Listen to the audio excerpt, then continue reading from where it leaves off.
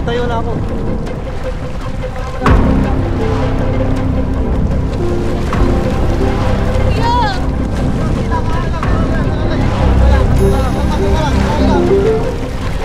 Sige na kayo, lipat na kayo.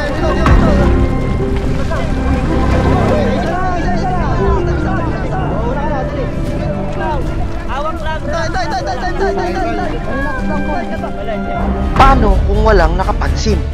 Pero buti na lang at least kahit paano kuya nakatingin kayo, no? Paano kung gabi ito nangyari? Eh, nakita ko parang overload na. Nandun, sa loob. Nakawakan din yun. Yun ba?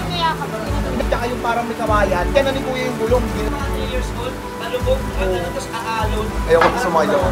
Sino ang dapat sisihin sa nangyari? Pupunta kayo dyan, kung may magpunta. Di ba pamahihin na ka? Alam ba ng pangkero na delikado sa mga oras na yon?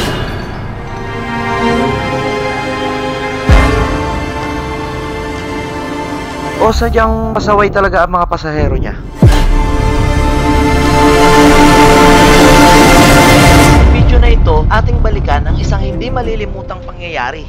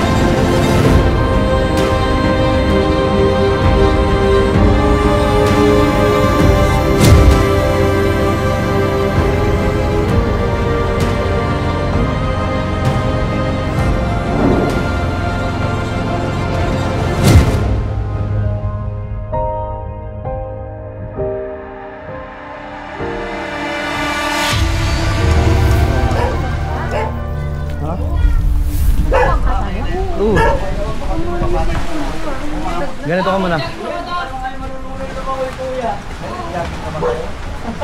Sa umpisa pa lang ay wala nang marunong lumangoy sa anim. Bakit? Gusto ko yung life jacket na bubuhayin ako.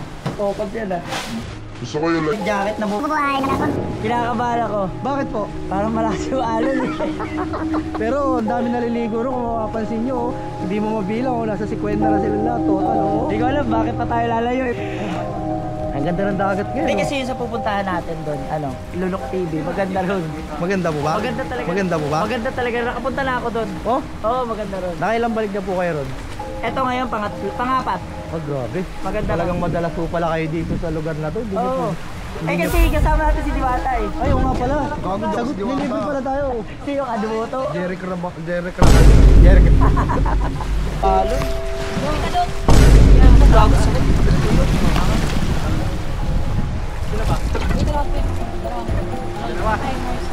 Kaya hindi ba tayo lulubog? Ay, hindi. Dito na kayo na. Marami pa akong pangarap ko yan. Ay, wala ko sir. Malapit akong pangarap. Yan. Yun oh, dito na kami oh. Shoutout sa mga mangingisda. Kapansin-pansin na sa umpisa pa lang ay isang damakmak na ang mga pahiwati. Gusto ko yung life jacket na bubuhayin ako. Gusto ko yung life jacket na bubuhayin ako. Kinakabahan ako. Parang malakas yung alon. Hindi ko alam bakit pa tayo lalayo. Kaya hindi ba tayo lulubog? Marami pa ako. Sabi pa ng mga lokal, pag bumabiyahe raw sa dagat ay huwag daw turo ng turo.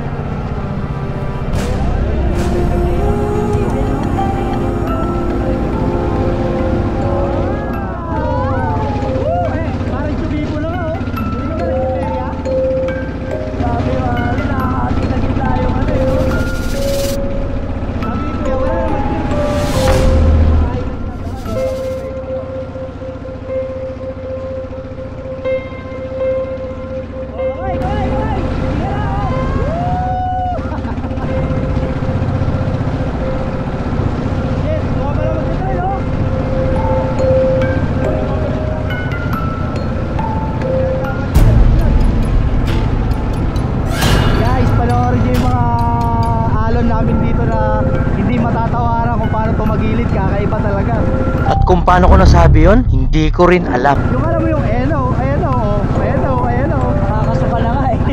Pinalala mo yung pag ano yung playan. Meron ang gagawin.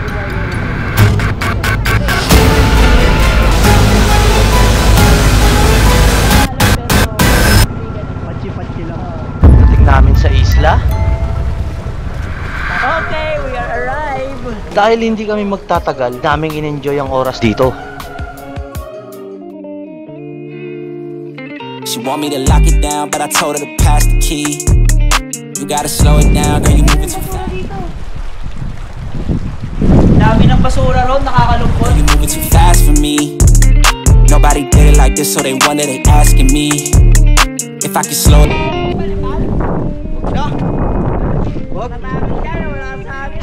Hindi naman. Sa sobrang lakas ng hangin dito, aakalain mong may namumuong sama ng panahon.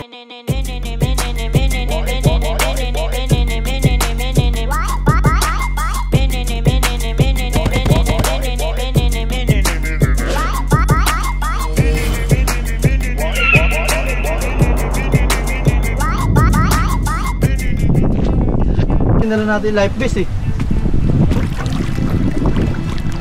Maliit pa, ani. Narito. Gusto.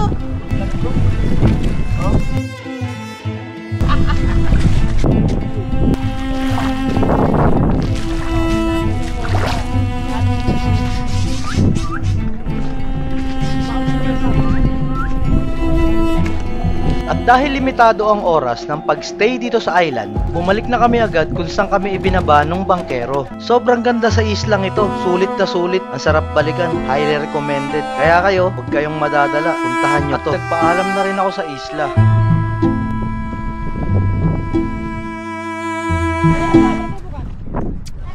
Oo, kasi natatapos si Boss. Nang dumating kami, kumpleto ang life jacket, pero nung pauwi na kami, kulang na ng isa. Hindi kaya isa na naman itong pahiwatig?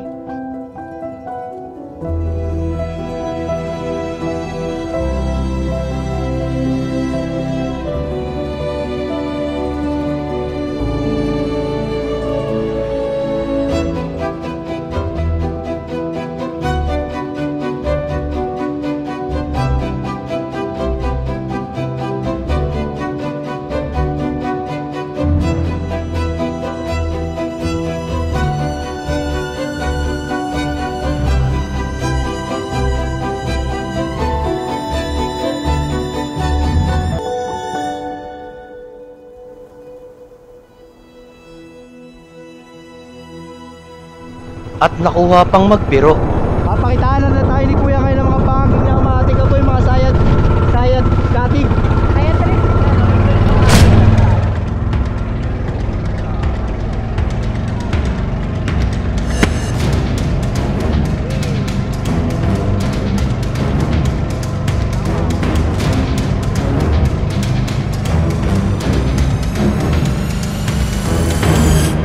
Sa mga oras na yan, kalmado ang lahat. Walang kamalay-malay sa paparating na. Bigla kong naalala yung sinabi ng may-ari ng homestay. Sabi niya sa amin, bilisan daw namin kumain dahil hapon na. Baka raw maabutan kami ng tribunada. Ano nga ba yung tribunada? Naabutan tayo ng tribunada doon kaya lumakas yung dagat.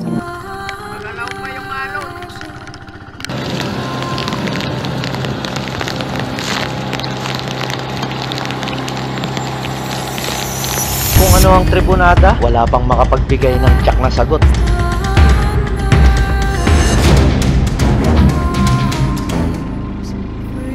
Basta ang alam ko, kung ano yung nakita ko, ngayon ko lang siya nakita. At hindi ko yung malilimutan. At ngayong ini-edit ko tong video na to, kinikilabutan pa rin ako.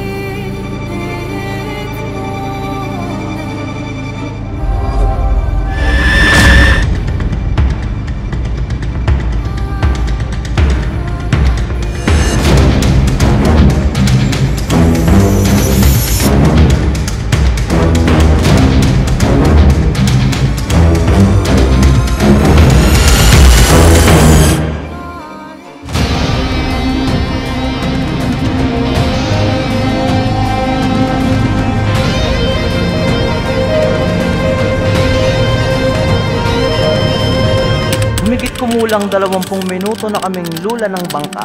at animoy nag-iiba na ihip ng hangin. Unti na ring lumalakas ang mga alon. Bukod pa dito, nagsasalubong na ang mga alon galing sa magkaibang direksyon.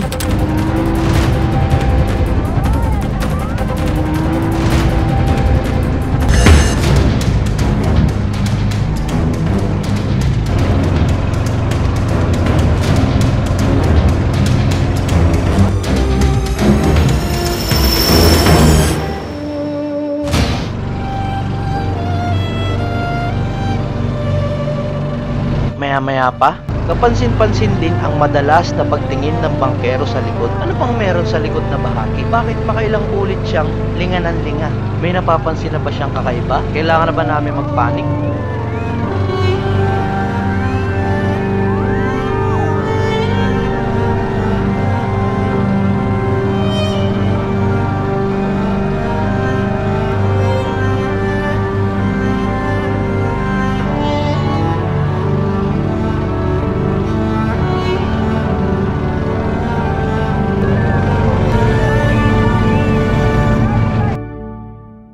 Sa gitna ng kulitan at sigawan,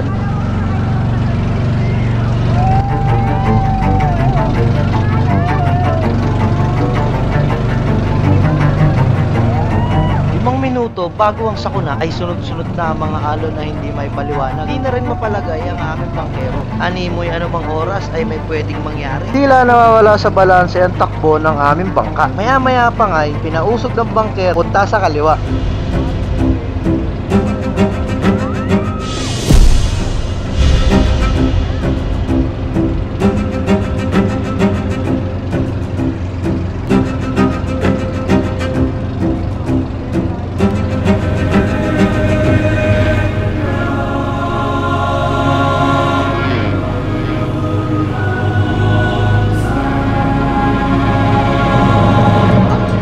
Hanggang sa nagpakita na ang alon na magpapalubog sa aming bangka.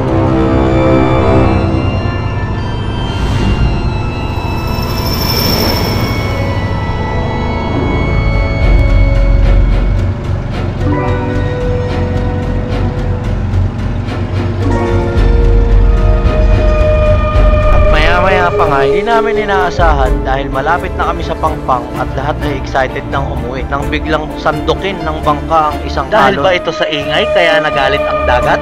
Overweight ba ang bangka? O dahil sa likod ng mga pasahero?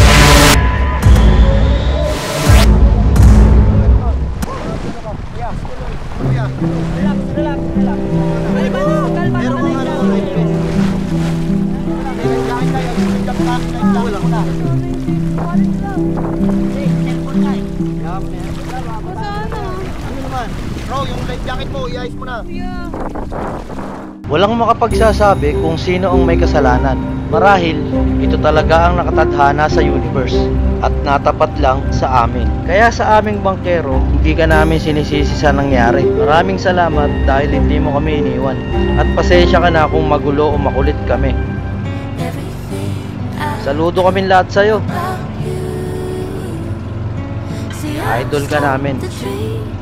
At kung hinahanap niyo yung karugtong, nandun sa part 1. Doon nyo na lang panoorin. At sa mga nag-comment, shoutout sa inyo. Maraming salamat nga pala sa panonood ng video na to. At kung umabot ka sa part na to, baka naman pwedeng makahingi ng subscribe. Pindutin mo na rin yung bell button. Isama mo na kaya yung like para kompleto ang package day. Para ma-notify kayo sa mga bagong ilalabas natin na video. Maraming travel video. Salamat! Bye!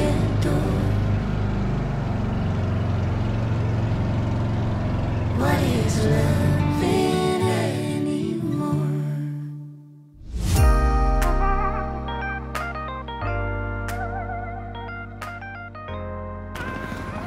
So mga guys, ito na yung second day namin matapos ang trahedya.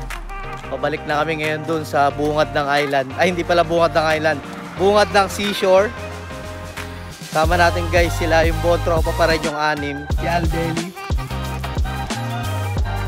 Hindi natin babalikan, yung feeling lang para maramdaman natin ulit yung adrenaline, kung ano yung feeling nung nakadikit ka na sa seashore. Susubukan lang natin guys kung anong feeling, no? Kasi iba yung momentum kahapon, iba yung adrenaline rush.